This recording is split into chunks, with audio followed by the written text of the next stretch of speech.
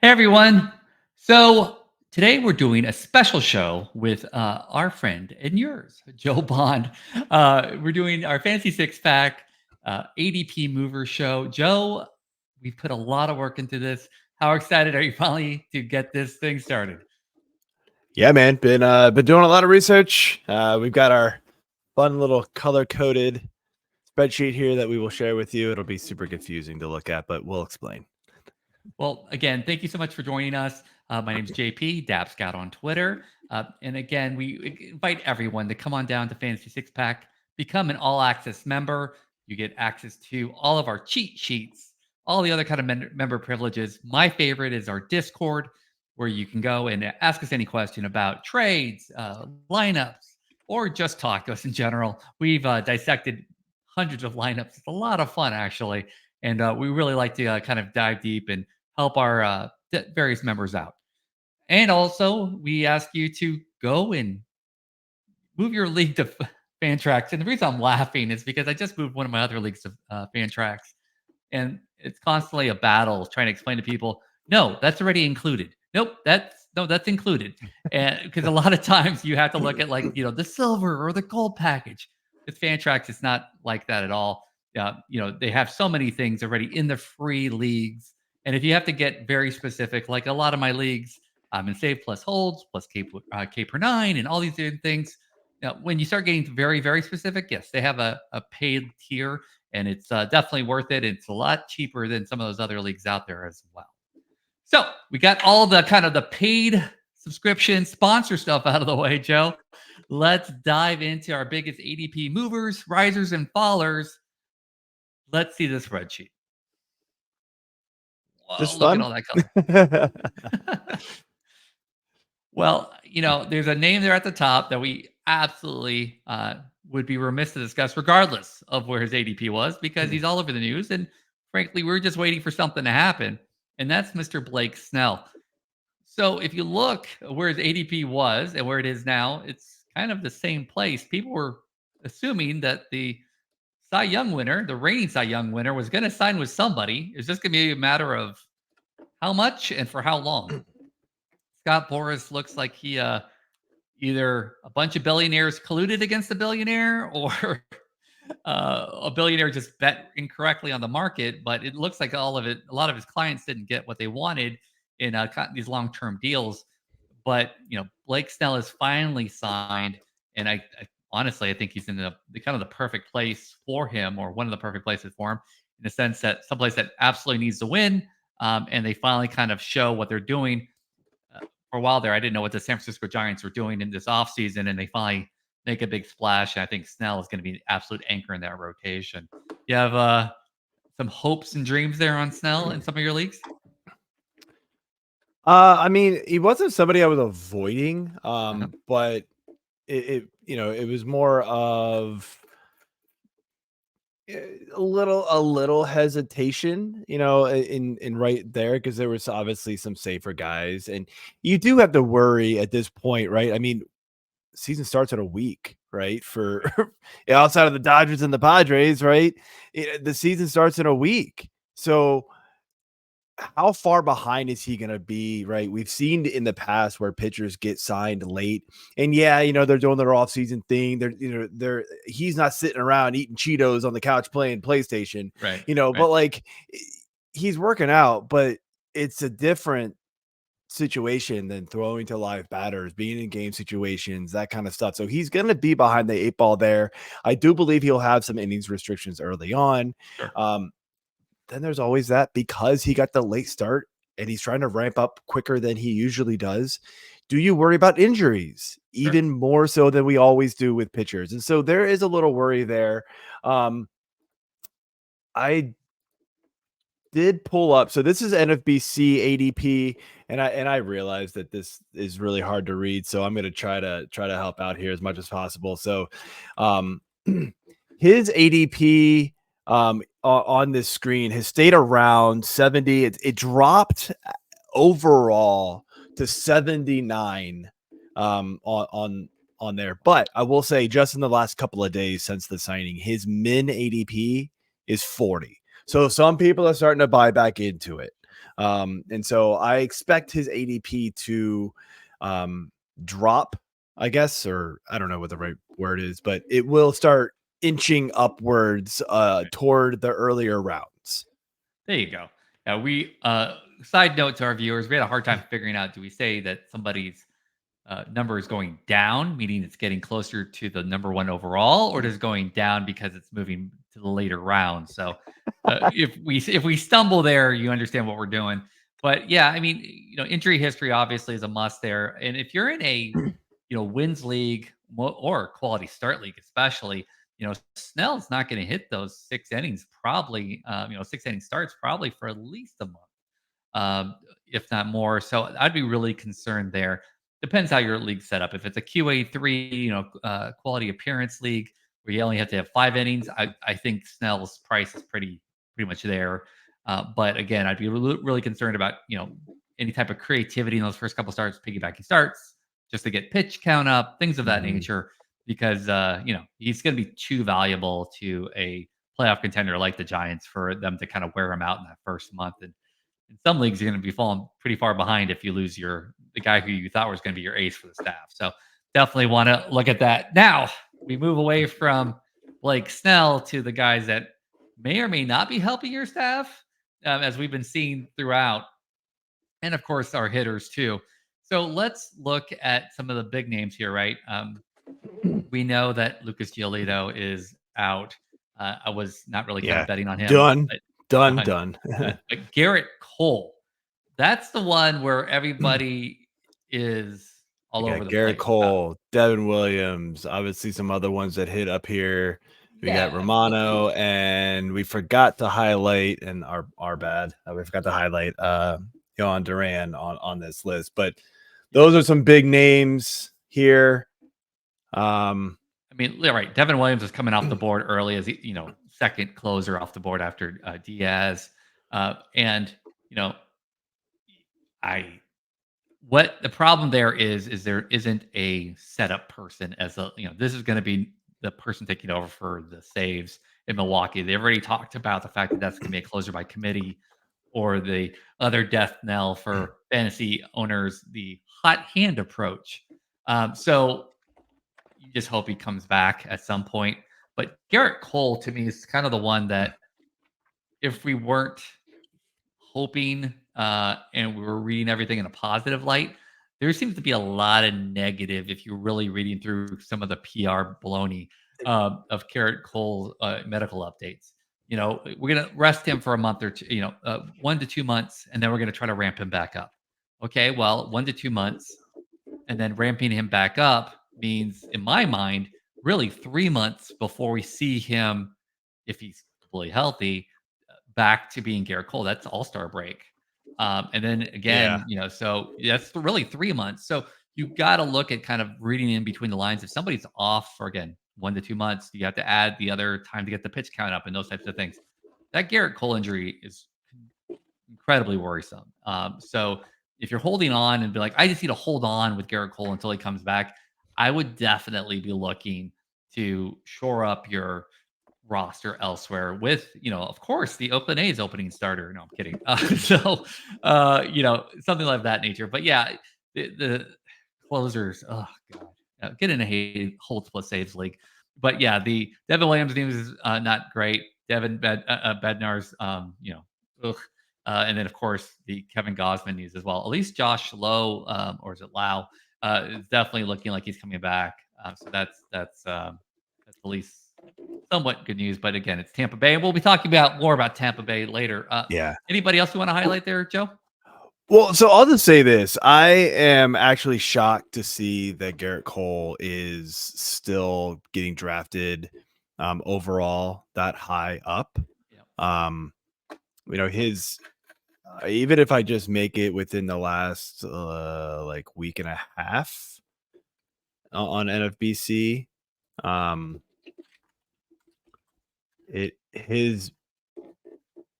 he's right around okay, that's better. So it's around 162 here.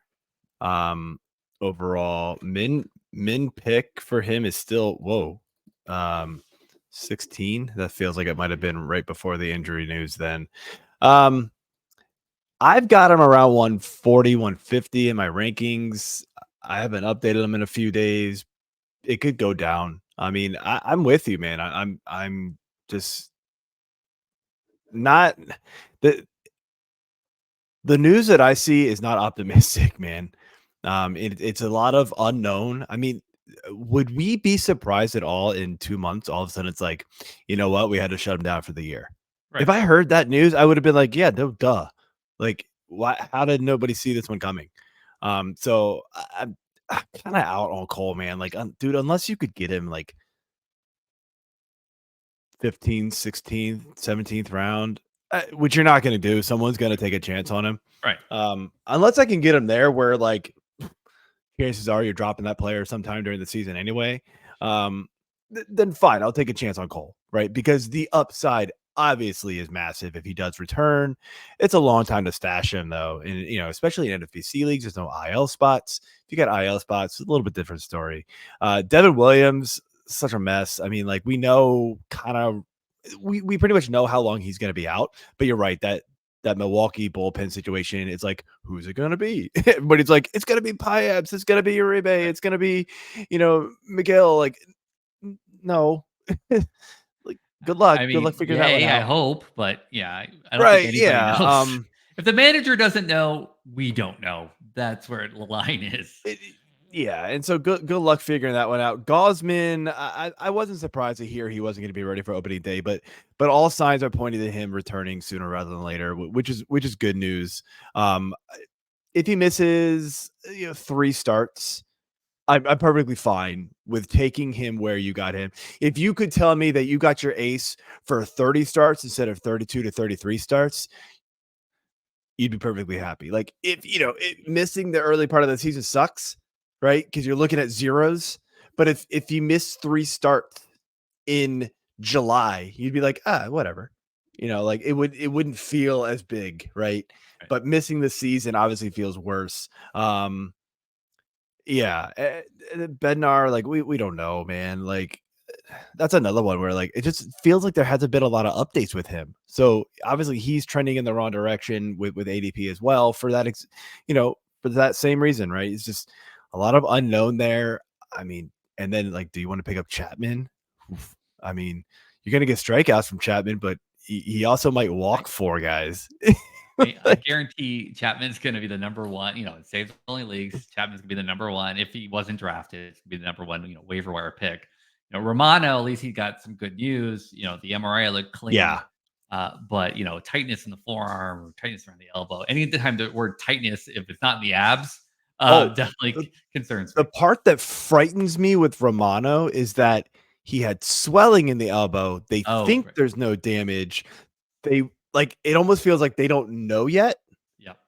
until the swelling goes down, and then it's gonna be like, all right, where's this other Just, shoe dropping? just kidding. Like Now we see the fact he with doesn't have pitchers an elbow. are already dealing like look, Gausman was dealing with dead arm, right? Like Right.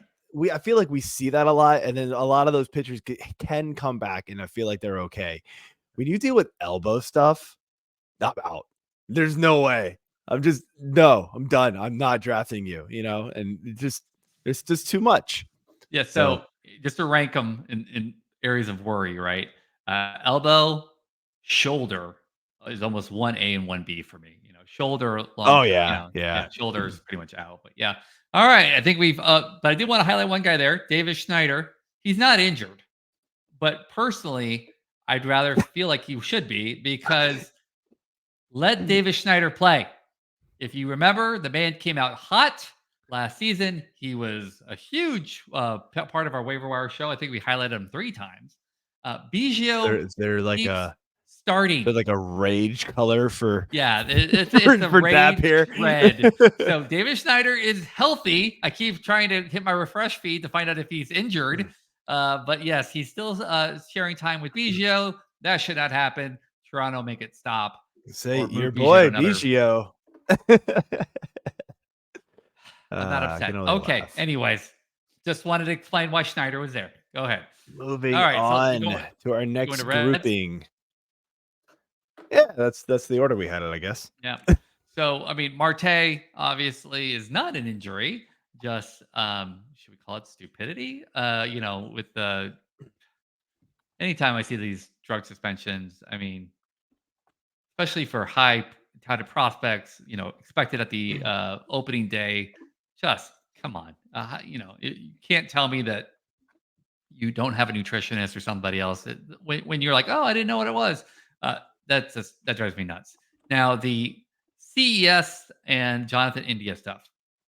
Okay, so again, negative is good here, just FYI, right? I just want to make sure people understand. Yes, it means they're trending toward getting drafted earlier.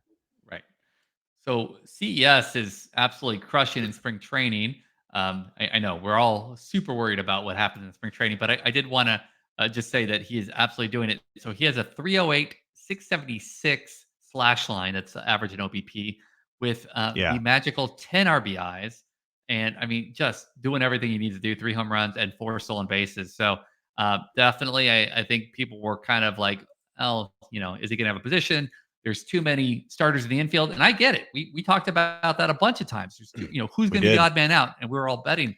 But now with Marte injured and some of these other injuries as well, CS definitely has a solid position in that starting lineup.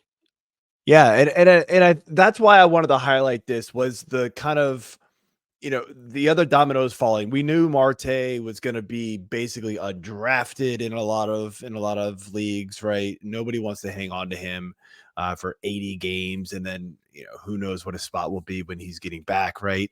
But kind of how did it play out? Who's gonna gain value, right? And so we're seeing CEH. There was just a plethora of infielders for that team. And it was like, well, who's going to go where, right? I mean, Right. they had Candelario, India, CEH, uh, tons of guys, right? And, obviously Cruz and McLean got to play, right? So it was like, who's the odd man or men out here at this point? And now with Marte out of the picture, it sort of opens things up. And so we have a clearer picture of who's going to play, right? And so Right. India may not play on the infield, but I think that opens up, DH for him.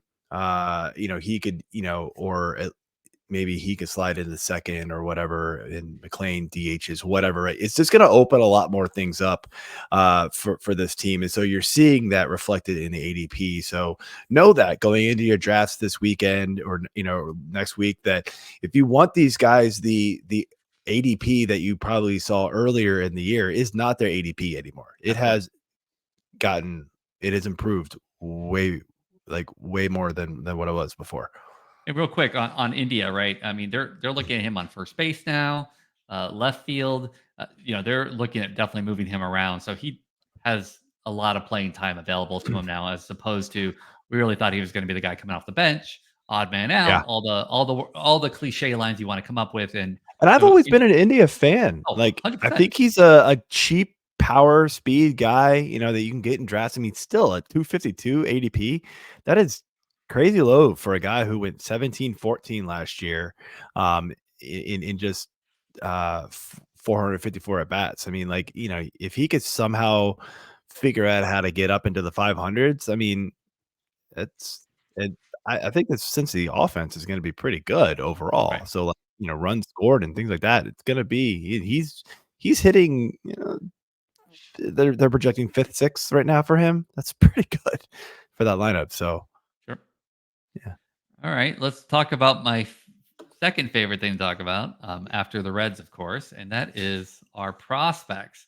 So, what you're going to see here, especially with ADPs, is a lot of people early on were betting people might make the team or might not make the team.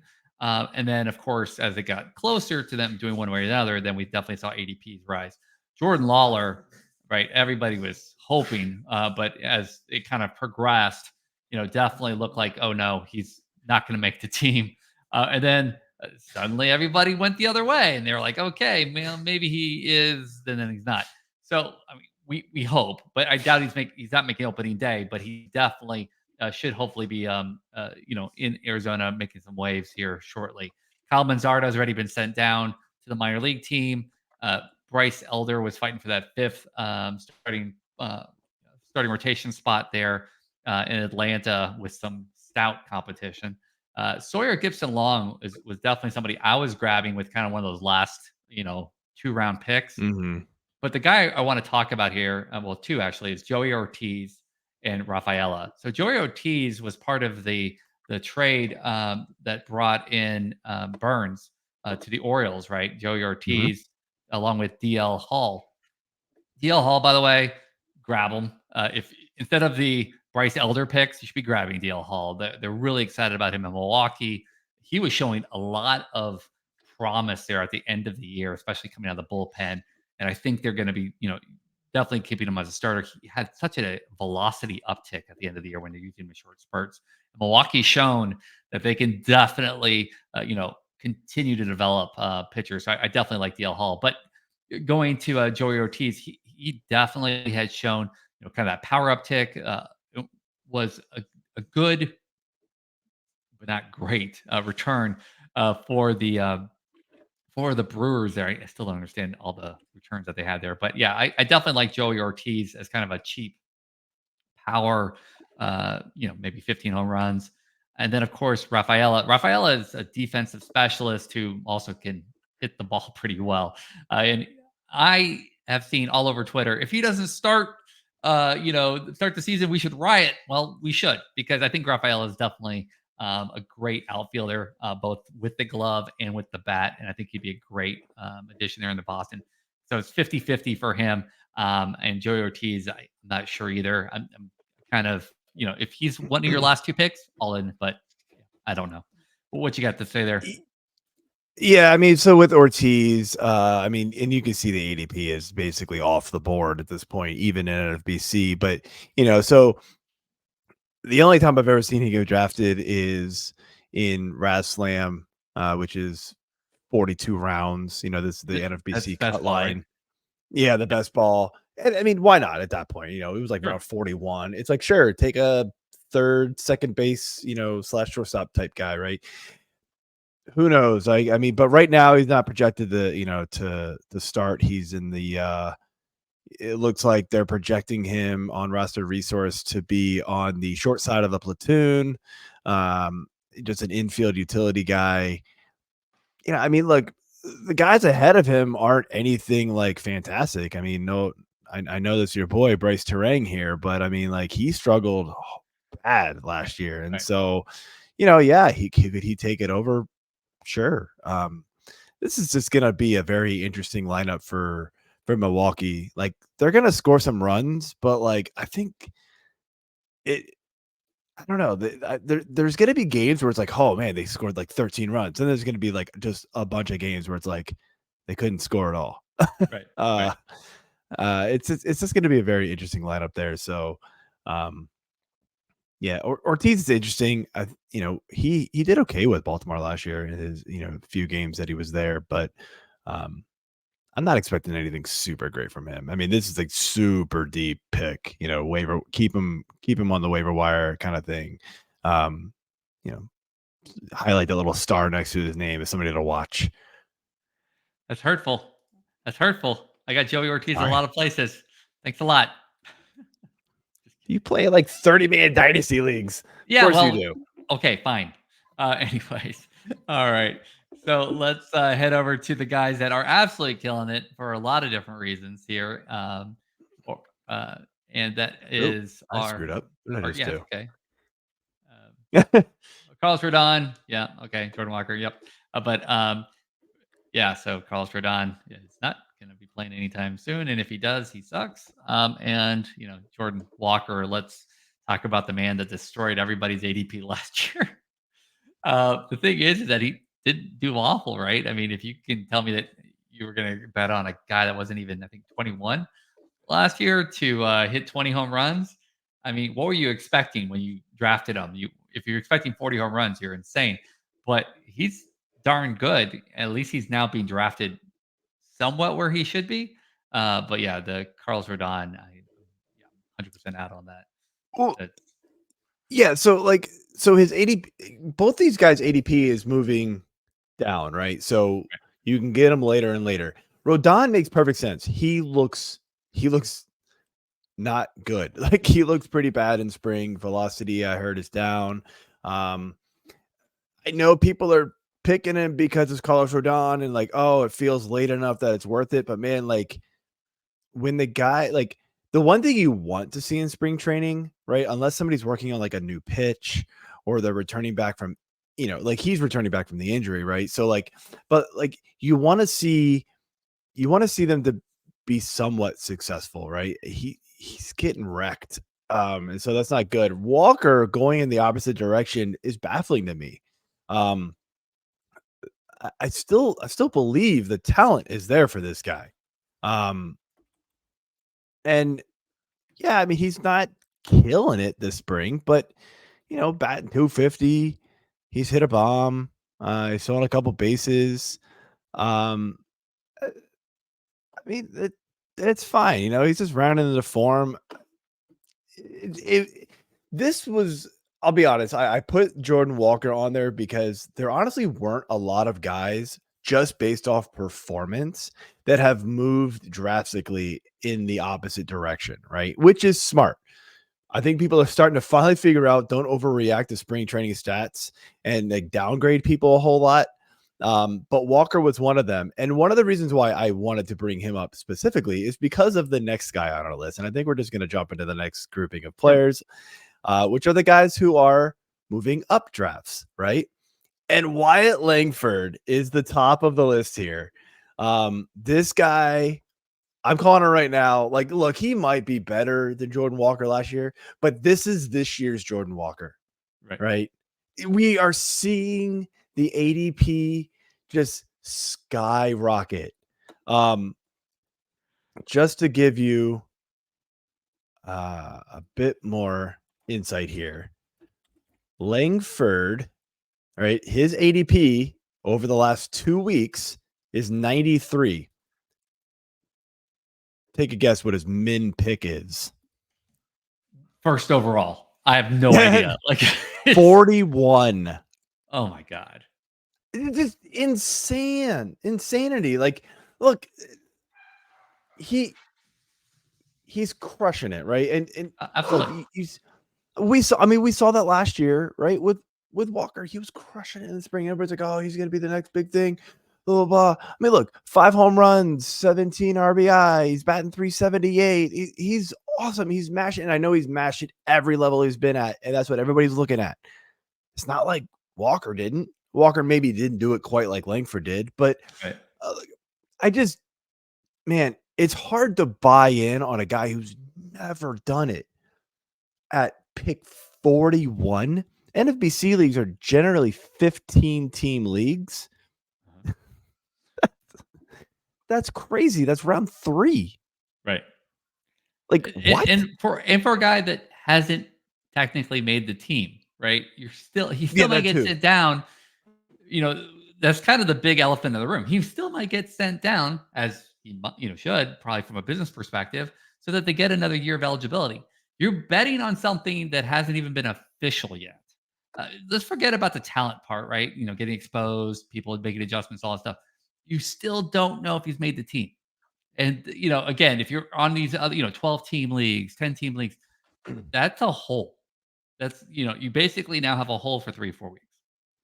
And depending on your, depending on if you're head to head, you can make that up. But Roto, are you suddenly, going to be, you have kind of that roster ability to make up those home runs, make up those other areas. So that's a pretty big hole if you're, getting somebody that early in your draft. Yeah. I mean, look, when Vlad Sedler, and if you guys don't know who that is, RotoGut on Twitter, when he starts calling out ADP craziness, he put something out this morning. Yeah, this morning, or well, it was this morning at 2 a.m. Sure. He put min max picks for the NFBC 12-team OC online championship last 2 days, 20 drafts. Very first person he calls out Langford, ADP of 76 actually in the last 2 days. Wow. Min pick 41, right? It's like when he's calling it out, like I know I'm on to something because that dude's smart. Like I know, right. I know he is, right? And I was trying to actually find the tweet. Oh yeah, here it goes. Wyatt Langford has 5 home runs this spring. They've been off of, and tell me if you've heard of any of these guys. Right. Buck Farmer, Will Smith, okay. Prelander Baroa, Brian Shaw and hated Birdsong. Hey, Will Smith had an amazing run on Fresh Prince of Bel-Air. But yeah, I mean, I agree, right? He's I mean, look, doing he's hit. Yeah, It's he's not hitting Corbin against the guys he Burns. should be. It's not right, exactly, and that's the other key, right? What I love in that tweet, right? He's hitting against the guys he should, but let's see what happens, later on, And type of thing. And And that's from our good friend who will be on the Fantasy Six Pack Hour tomorrow night with us Thursday, Mike Curlin. So I'm sure we March will be 21st. Yep. talking about more about that. Yes, March Yep. 21st. Thank you. All right. So enough with the White Yes. Langford madness. I mean, literally, we could have our own show on that. I do Oh want to yeah. talk. I mean, I want to talk about my guy, Victor Scott the second. I've never talked about him before on any of our shows or on Twitter, so never. this is kind of a first for me. So I apologize. Who But is this guy, man? I mean, look, I've we never still heard don't of him. know. Yeah, we still don't know if he's going to make the team. But we're talking about a guy who's appropriately kind of, valued, last couple rounds. But you're looking at somebody who is bringing power, speed, and is an absolutely energizer bunny type player who can, just fill the stat sheets in various places. 2040, 2050, as in like 20 home runs, 50 stolen bases. If he played, even if he misses a month, that's the kind of player I'm looking at here. I and he's kind of doing everything well. He was the minor league player of the year for the St. Louis Cardinals. He just showed out in the organization, and he shot Mhm. up. But I think he was either number 20 or number 19 on the prospect rankings for MLB.com for the organization, all the way to number 4 within a year. So for that to happen, for him to just leapfrog in a pretty good organization, St. Louis Cardinals, I mean, didn't do great last year, but they've always been a great organization for prospects. For you to leapfrog so many prospects just shows you what he did last year. And Mhm. he's just killing it in spring training. I'm gonna have to bring up his stats, but I'm gonna slow down. You're sending me. Okay, I get it, Joe. You sent me a couple DMs. Calm down. Yes, I'm sorry. My love for Victor Scott is His infinite. spring has not been great. Batting average is What? all right, 367, 4 steals, doesn't have a homer. But I mean, he's making good contact. And I No, mean, that's it's, that's important. it's rigged. It's all rigged. It's It's all there's rigged. So I'm gonna mention these 2 Pittsburgh Pirate guys here, by the please. way. So Brian Hayes is somebody who I mentioned like over a month ago in our sleeper show that we did, our sleeper video that we did, Yep. where I thought he could be, kind of a cheap power speed guy. Um, if he could put it all together, right? Last year he stole for a lot of bases early and then kind of put the power on, was able to hit more for average and but it's like put the two together and it was like a really good season. And I thought he could put it all together in the spring so far. And granted, it's spring, so whatever. Like he's hitting 421, he's hit 3 bombs. He actually hasn't stolen any bases, but he What? hasn't attempted any yet either, which is also weird. Well, maybe he doesn't want to hurt But himself. He could be yeah, saving. I mean, these guys, whatever. But it's good to see a guy like him do so well Yeah. in spring because Yep. you kind of need it. You almost need that you know, momentum Yeah. going into the season for a guy who's had some struggles, right? And then we got Oneil Cruz. This guy's absolutely Just demolishing the ball right now. come on, let's be honest. He's doing average at best. I mean, could you just how did he do 2 days ago, Joe? How many home runs Yeah, did he get? couple bombs. Yeah, no big deal. It's only leading the spring training and home runs. No big deal with 7. And I Let's think see he's here. tied the He's lead got in 14 RBIs. RBI. Yeah. Yeah, he only got 1 steal. So it's like the Pittsburgh Pirates are like, we're not running anymore. So our guys have Or been they not getting figured hurt. out that we need to keep these 2 dudes healthy, and, we know you guys got speed. Let's just track the ball, get it in. We'll Correct. get you guys running. Yeah. Look, So if they don't Cruz steal a is the single base, those 2 guys, I'm fine with that if they actually played an entire season. You know what I mean? correct. Like, Yeah. I mean, I would love to see Oneil Cruz with 140, games, or heck, 130 games, and just see what happens. I mean, that would be insane with Yeah. that type of exit Absolutely insane. velocity. Yeah. Let Yeah. Victor So Scott steal 100 bases. Right. yeah. And I mean, look, Henry Davis is another, like, he's a guy who's getting a lot of hype right now. He's hit 4 bombs. They're all hitting well for Pittsburgh. So it's gonna be interesting to see, like, if they can keep this momentum going into, maybe they'll have a hot start to the season like they did last year, right? They just gotta stay healthy, man. Like, Yep, that's kind of their absolutely. thing. But these guys are picking up steam as they should be. You know, I think their ceilings are well worth the risk here. Obviously, they just have injury history, and I'm not scared of Oneil Cruz. I'm not. Like, last year's injury was a complete fluke, right? 100%. That's the thing with him. Like Hayes, okay, I get it because it's been like nagging stuff here and there, but Oneil Cruz, uh, he broke his leg or whatever it was, ankle going into home. Like that's just No, and look, that's just a freak injury. no, 100% agree. It's not Byron Buxton type stuff. My only thing with O'Neal Cruz, and again, this is not me. I'm drafting him where they say he's going to be drafted. 100% in on him is that he plays with such reckless abandon, and that's Yes. awesome to watch. It's very Bryce Harper esque, where it's like dive head first, and you're just like, no, just please, Slow slow down. Yes, exactly, I couldn't draft Bryce Harper in the early part of his career for that right, exact reason. It was like, dude, stop running full speed into the wall to catch a ball. Like, right. I survive love another him day. for it, but at the Right. same It's fun to time, like, watch. I yeah. need you for my team. So Right, do the like, Nationals that at the, give at up that that point. base hit and, get it back on the other side of the plate. Your team needs you. So, Right. anyways, Yeah. And then like the one pitcher we've got here, Dylan Cease, um, just he's just showing it's looking good. Like you wanted to see a bounce back from him after last year's kind of struggles. Looking good so far. Obviously spring, well, but you'd let rather see this than the other side, right? let's talk about one thing real quick, right? Because this is the day after or the morning of, depending on how you sleep, right, of the Korea game. Dylan Cease threw 30 pitches in 2 innings in his first game in the Padres uniform. This is from the San Diego Union Tribune, and the only hit Oh, that's allowed right. This is was a solo home run. So, I mean, that's a great start. We still have a long ways to go, but definitely, like to see ace's ace, and being right around yes. the ADP 100. That's kind of where you need to go there versus especially if you messed up on Garrett Cole. Just definitely wanted to kind of put that Yeah, in good the call there. I Korea. pulled this ADP from before the trade, so we Yeah, will he's I definitely loving fixed that Padre there. life. He got to start Yep. a week earlier. All right, so let's talk about Now we get Tampa to talk Bay. about your favorite team.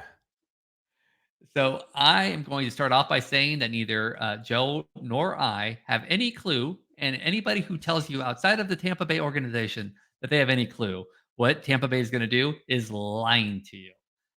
We can only give you our best guess. So we highlighted these people because, again, it's Tampa Bay. So Aaron Civale, look, he had Tampa Bay Magic last year, and you should be drafting him accordingly. When he came over, I mean, yes, his stats, his overline stats, his ERA, those types of things didn't show the improvement, but we've talked about it on so many shows. The underlying numbers vastly improved when he came over from Cleveland. So, for Kyle, I just went blank on his name. So definitely showing some big time improvements there, especially over spring training. Ryan Pepiot from the Dodgers, right? The biggest issue with him was staying healthy. Uh, Tampa Bay doesn't have the best record with keeping pitchers healthy, but you can't, of course, draft scared at what ADP 190. I'm Yeah, all in on that's pretty Ryan. nice. Yeah, I'm all in on Ryan Pepiot. I think he's going to just do amazing this year. I wanted to call out those two guys in specific. Sorry, didn't mean to cut you off, Joe. No. You didn't cut me off. I was just kind of adding to it. Yeah, Pepeo's min pick in the last couple of weeks is 133. So Oof. I I have a feeling if you want him, you're gonna need to go get him Yeah, because people are starting to, you know, remember. I think the remember the Pepiot? one I think the one thing you've got to worry about with him in the long run for like an entire season is how many innings can he really go? Exactly. Right. And so that is going to keep his draft value down overall. But if you're confident in your ability of taking a pitcher in those middle rounds that maybe doesn't go the full season. And look, Tampa's really good at figuring out how to extend these guys, right? Too. So that's another positive there. But if you're confident in your ability of taking these pitchers who aren't going to be able to play the full season and in the middle rounds, get what you can from them and then find guys later, then absolutely go get Pepiot. If you are not good at that, then he's not your pitcher.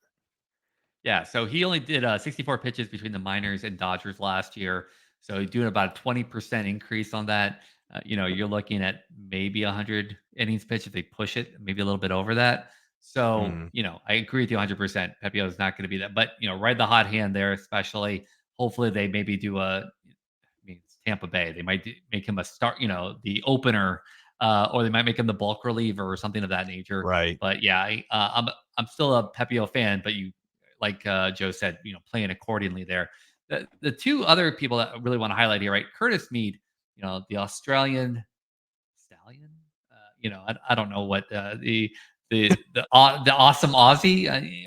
Yeah, none of this is going to work. We Are need to we making workshop are we that. making this up? Yes, we're absolutely making this up. Look, Curtis Mead is sadly on the Tampa Bay Rays, and the reason why I say that is because any other organization, most likely he's starting. It's Pirates, he's definitely starting. But the thing is that it's an infielder in Tampa outside of, the he who shall not be named anymore. But those type of prospects, you don't know where Mead's playing or when he's going to play. I definitely don't think he starts this season with Tampa Bay, but his bat is definitely ready. Now he started last. He had a small game stretch, small cup of coffee last season, and he didn't do much, but he was showing signs of improvement. He's a patient hitter. He's a great hitter when he's able to do it. And I definitely, he's a great stash if you have one of those like long benches.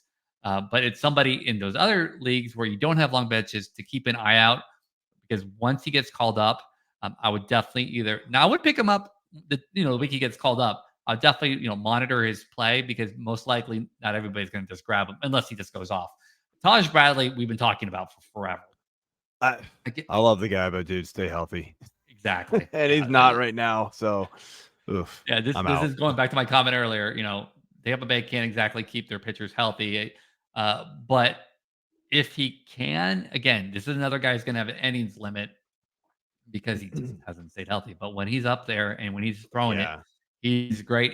But I mean, the 370 ADP, totally fine with 300 plus ADP, totally fine with 250 is kind of pushing it, but definitely okay around the Yeah, I mean, that was 275, 300. earlier. This was, Yeah. this was the end of February. This was the beginning-ish of March, 2 weeks later.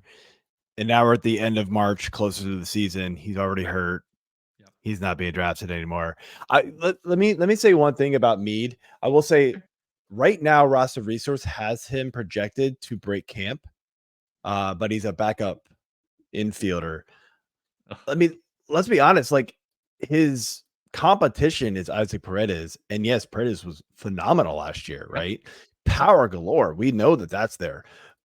But is Tampa going to stick with Paredes if he doesn't keep that 250 batting average that he had last year, Yeah. right? I mean, Right.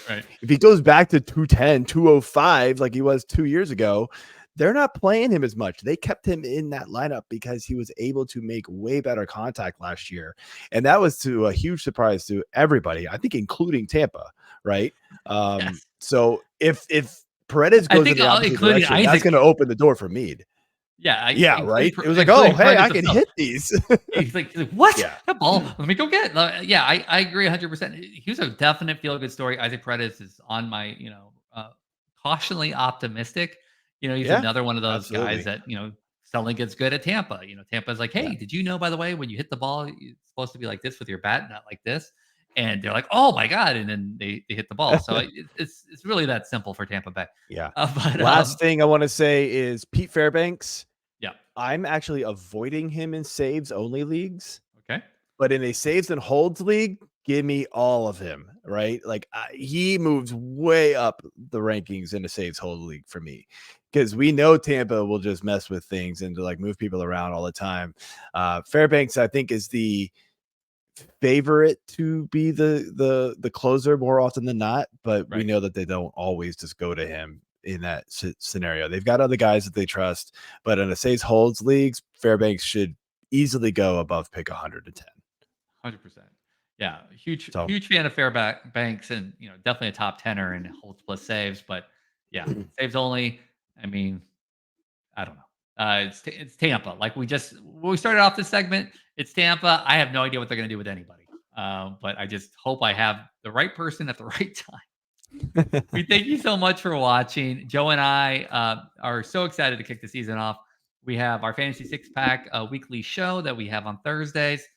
Come on down again, become an all access member. And as always, reach out to us on Twitter at F6P Joe and Dap Scout, and we'll be happy to answer any questions you might have. Thanks again.